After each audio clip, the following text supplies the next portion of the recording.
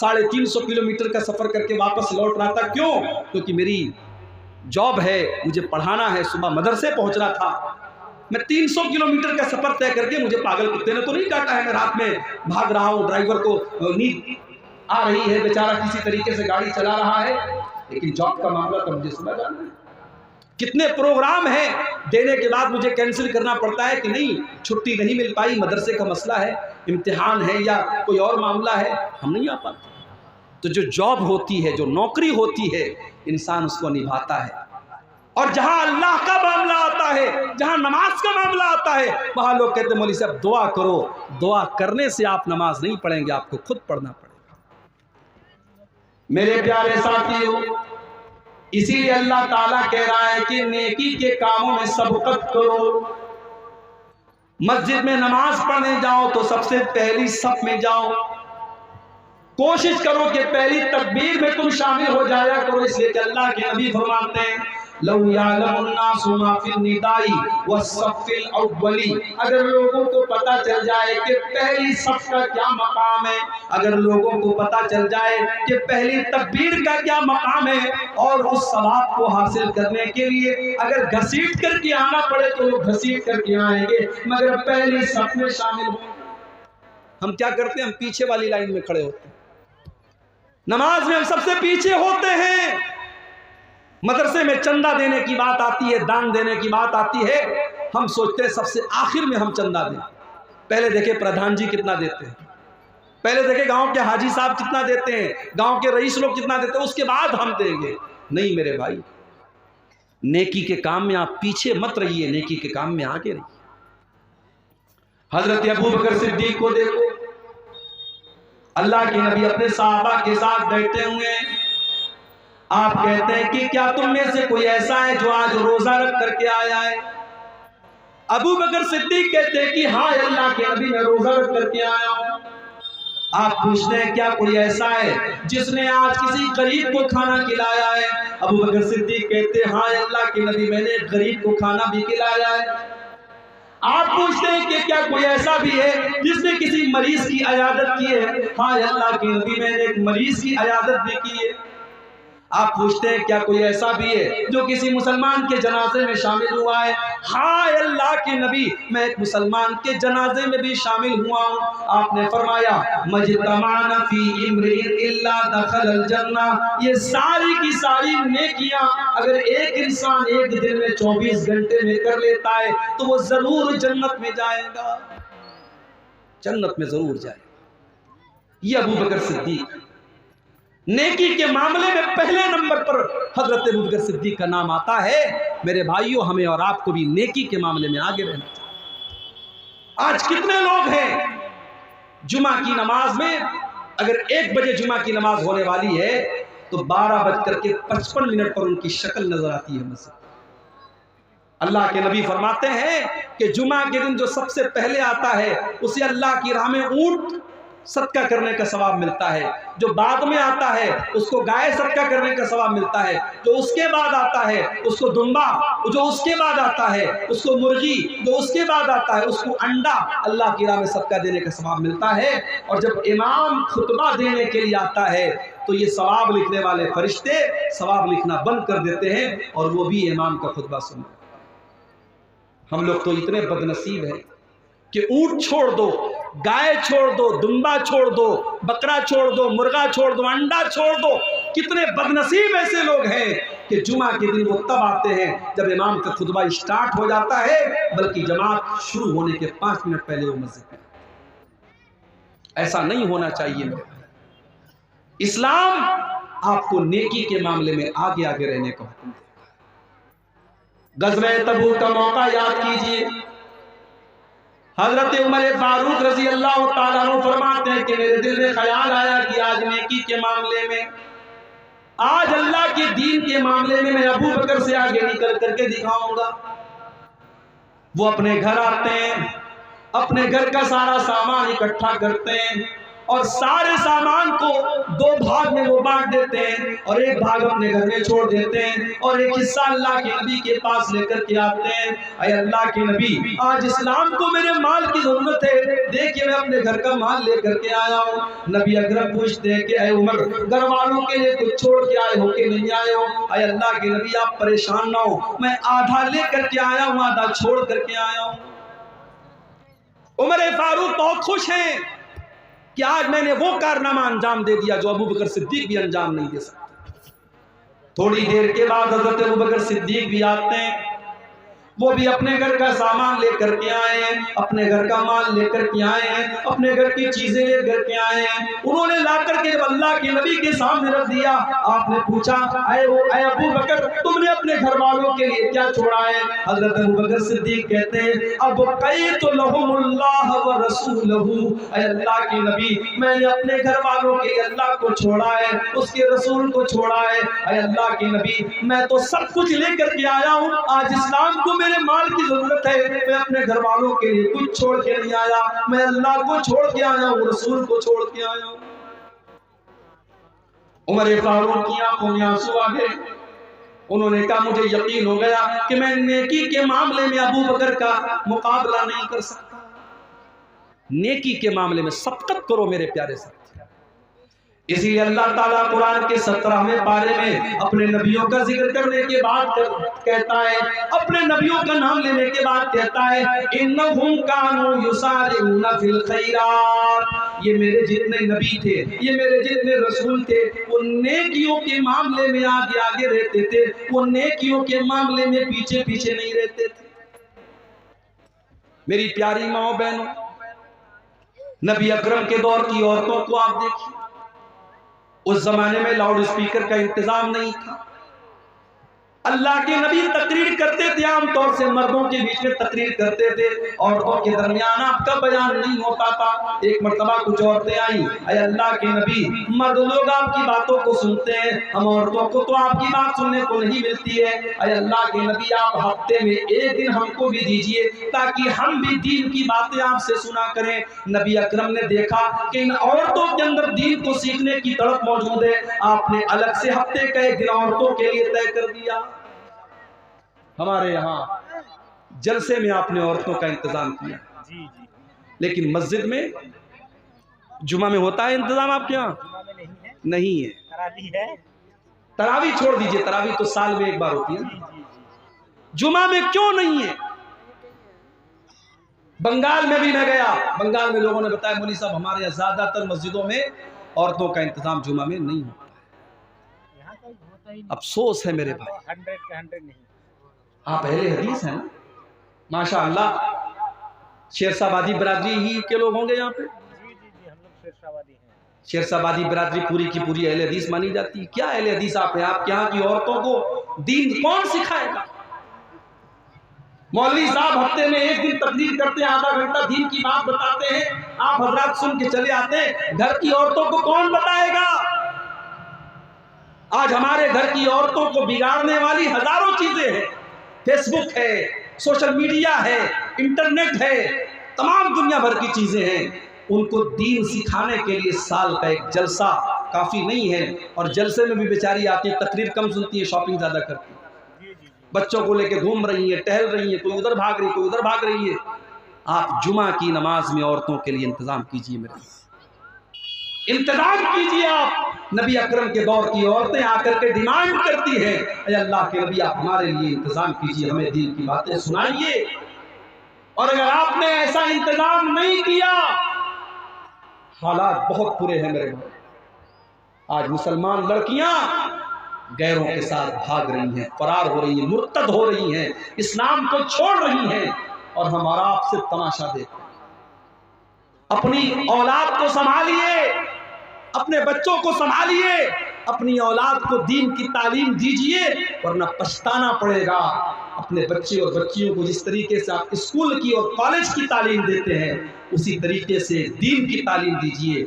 उन्हें इस्लाम के बारे में बताइए, उन्हें तौहीद के बारे में बताइए, वरना आगे चल करके 10-15 साल के बाद जो हालात होंगे, हर घर और हर खानदान में इस तरीके के केस होंगे, फिर आपके पास हालात को कंट्रोल करने का कोई रास्ता नहीं। नेकी के मामले में आगे बढ़िए, पीछे मत रहिए। हजरत अमर बिन जमू रजी अल्लाह ताला अन्हु बूढ़े साहबी अल्लाह की राह में जिहाद करने की वजह से उनकी दोनों टांगे खराब हो चुकी हैं, उम्र भी 70 साल के पार हो चुकी है। जब एक जंग का मौका आता है, अल्लाह के नबी के पास उनके चार बेटे हैं, उनके चारों बेटों ने अपना नाम लिखवाया।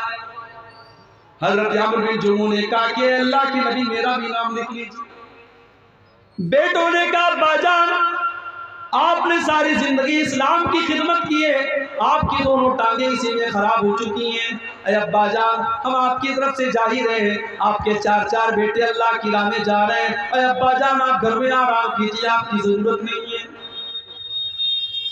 बाप ने कहा नहीं, ठीक है मैं लंगड़ा हो चुका हूं, ठीक है मेरी टांगे काम नहीं कर रही हैं, मगर मेरे बाजुओं में आज भी ताकत है, मैं दुश्मनों के छक्के छुड़ा सकता हूं, मैं अल्लाह की राह में जिहाद करना चाहता हूं। तुम कौन होते हो मुझे रोकने वाले? बाप इसरार कर रहा है, बेटे मना कर रहे हैं। मामला अल्लाह के नबी के पास आता है। बेटे कहते हैं अल्लाह के नबी मेरे बाप को समझाइए, उनको बताइए, वो तो बूढ़े हो चुके हैं, उनकी दोनों टांगे काम नहीं कर रही हैं। अल्लाह के नबी ने हज़रत अमर बिन जमू से कहा कि आप मत जाइए, आपको जरूरत नहीं है। कहा अल्लाह के नबी मैं चाहता हूं कि मैं इस जंग में जाऊं और मैं शहीद हो जाऊं और मैं अपनी इन्हीं लंगड़ी टांगों के साथ में जन्नत में चला जाऊं। नबी अकरम ने उनका जज्बा देखा, उनके दिल का जज्बा देखा। आपने बेटों से कहा जाने दो, इनको अल्लाह की राह में जाने का शौक है, इनके अंदर जज्बे जिहाद है, इनको रोको मत, इनको जाने दो। चुनांचे जंग होती है और हजरत अमर बिन जमू अल्लाह की राह में जिहाद करते हुए उसी हालत में शहीद हो जाते हैं। ये थे नबी के साथ नेकी के मामले में आगे आगे रहने वाले। हम और आप नेकी के मामले में पीछे रहते हैं, इंतजार में रहते हैं कि हमें कोई जब मोटिवेट करेगा, जब कोई कहेगा तब हम ये काम करेंगे। मेरे प्यारे साथियों, नेकी के मामले में आप आगे। नबी अकरम के सहाबा को आप देखिए, अब्दुल्लाह बिन मसूद रज़ी अल्लाह ताला अन्हु बहुत बेहतरीन कुरान पढ़ा करते थे। इतना अच्छा कुरान पढ़ते थे कि एक मर्तबा अल्लाह के नबी रास्ते से जा रहे थे, अब्दुल्ला बिन मसूद के कुरान की तिलावत की आवाज आपके कानों में पड़ी। आपने फरमाया जिसको कुरान बिल्कुल ताजा ताजा सुनना हो वो अब्दुल्ला बिन मसूद के मुंह से कुरान सुन ले। आज है आपके दरमियान ऐसे कुरान पढ़ने वाले हैं? कुरान पढ़ने वाला कोई होता भी है तो उसके फटे कपड़ों की वजह से हमें लगता है ये मदरसे में पढ़ने वाला बच्चा है, हम उसको हकारत की नजर से देखते। स्कूल में टाई और पैंट और कोट पहन करके जाने वाला हमें अच्छा लगता है, और मदरसे में फटा पुराना कपड़ा पहन करके पढ़ने वाला, दिन भर कुरान की तिलावत करने वाला हमें बुरा लगता है। मेरे प्यारे साथियों, उस स्कूल के सूटेड बूटेड बच्चे से बेहतर है उस मदरसे में पढ़ने वाला मैला कुचैला कपड़ा पहन करके दिन रात कुरान पढ़ने वाला। इसलिए कि अल्लाह के नबी फरमाते हैं खैरुकुम मन तअल्लमल कुरान व अल्लमहु, तुम में सबसे बेहतरीन इंसान वो है जो कुरान को सीखता है और सिखाता है, कुरान को पढ़ता है और पढ़ाता है। अब्दुल्ला बिन मसूद इतना अच्छा कुरान पढ़ते थे, अल्लाह के नबी ने फरमाया कि जिसको सुनना हो कुरान बिल्कुल तरोताजा, वो अब्दुल्ला बिन मसूद के मुंह से कुरान सुन।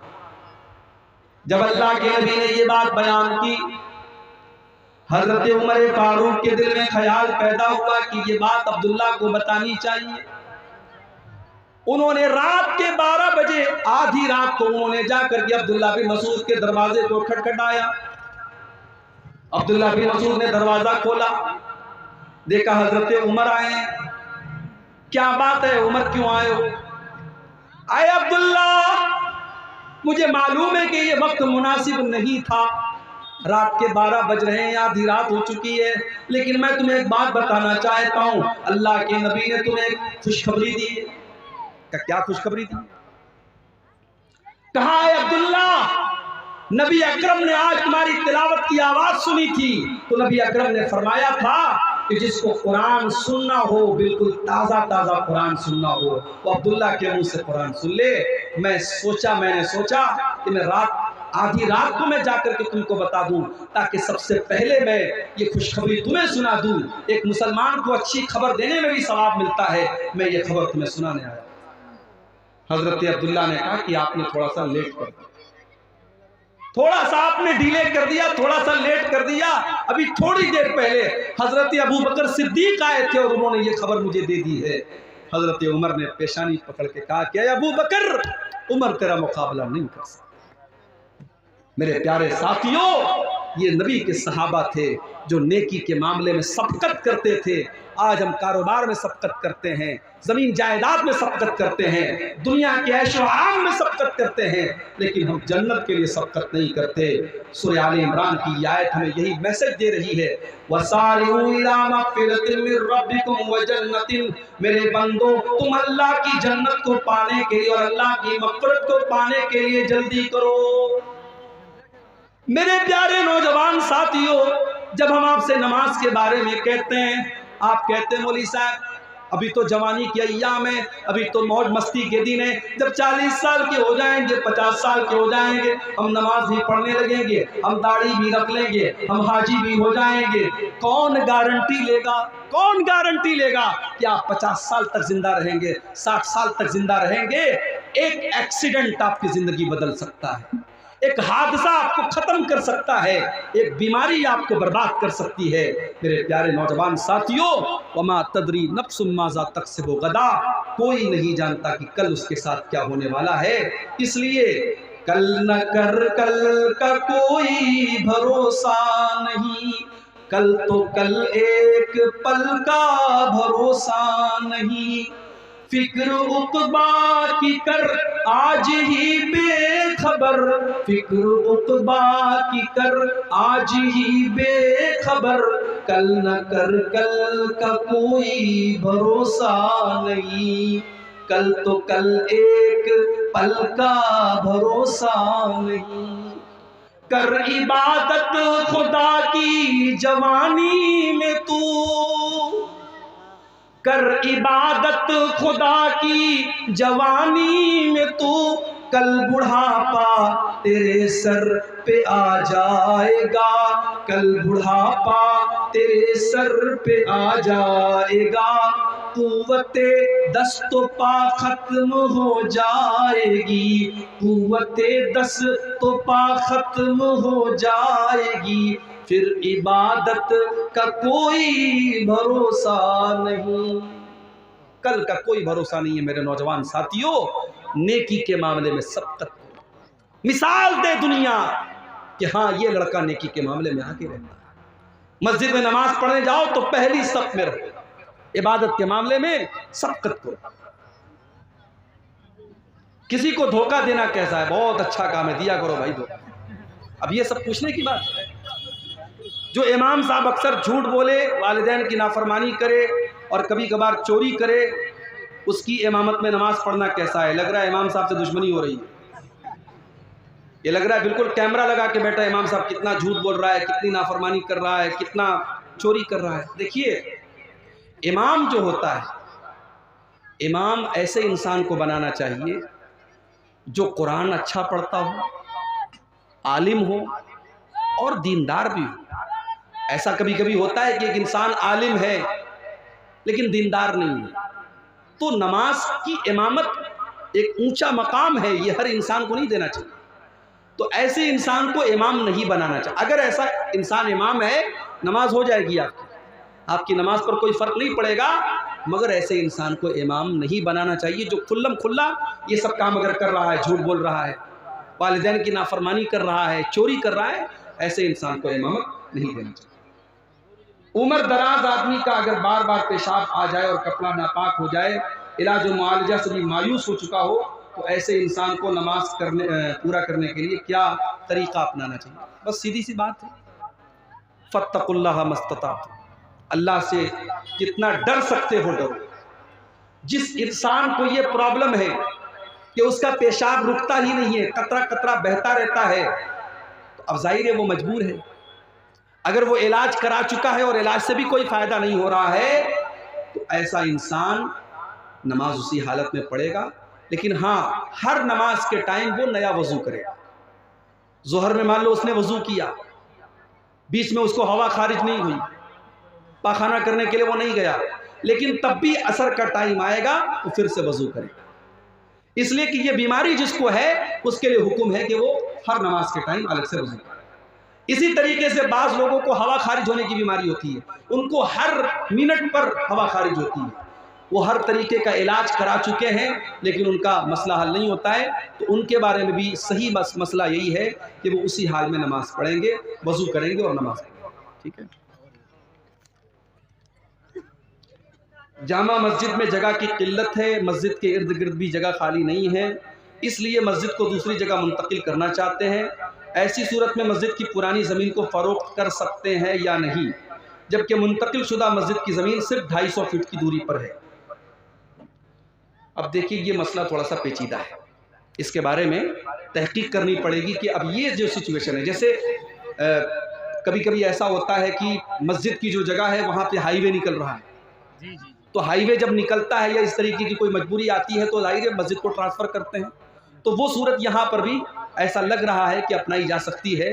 जब जगह कम भी है तो ऐसा कर सकते हैं, लेकिन फिर भी इसके बारे में थोड़ी सी तहकीक करने के बाद ही जवाब दिया जा सकता है। इमाम का इंतखाब अवामुन नास के ज़रिए होगा या आलिमों के ज़रिए होगा? देखिए, अवाम के इंतखाब के लिए कोई शरीयत की शर्त नहीं है। अल्लाह के नबी ने कुछ क्राइटेरिया बता दिया है कि इमाम ऐसा इंसान होना चाहिए जो कुरान को ज़्यादा पढ़ने वाला हो, सुन्नत का जानकार हो, नमाज का तरीका जानने वाला हो। अगर उस क्राइटेरिया पर कोई मोहल्ले में कोई इंसान खरा उतर रहा है, उसको अवाम भी इमाम बना सकती है। कोई ज़रूरी नहीं कि उलमा की एक कमेटी हो वही इमाम बनाए, ऐसा कोई ज़रूरी नहीं। तो मेरे नौजवानों, ये जो मसला है दीन के अंदर आगे आगे रहने का, इसको हम अपने अंदर पैदा करें। हम बैक बेंचर ना बने। स्कूल में होता है ना, स्कूल में क्लास में पीछे बैठने वाला जो होता है उसको बैक बेंचर बोलते हैं। तो जो बिल्कुल फिसड्डी होता है, जो इम्तिहान में फेल होता है, उसको हम बोलते हैं बैक बेंचर। दीन के मामले में आप बैक बेंचर मत बने, दीन के मामले में आप आगे रहने वाले बने, पहली सफ में रहने वाले बने। यही हम आपसे उम्मीद करते हैं। अल्लाह से दुआ है रब्बुल आलमीन हम सबको नेकियों के मामले में सब्र करने की तौफीक अता फरमाए। रब्बुल आलमीन हमारे गुनाहों को माफ़ फरमाए, नेकियों में आगे आगे रहने की तौफीक दे। आमीन व आखिर दअवाना अल्हम्दुलिल्लाह रब्बिल आलमीन। 15 मिनट कम से कम कलेक्शन मैं नहीं करता भाई, नहीं ना, आपको मैं देखा है करते ही। हमको देंगे भी नहीं लोग। अब जाने वाले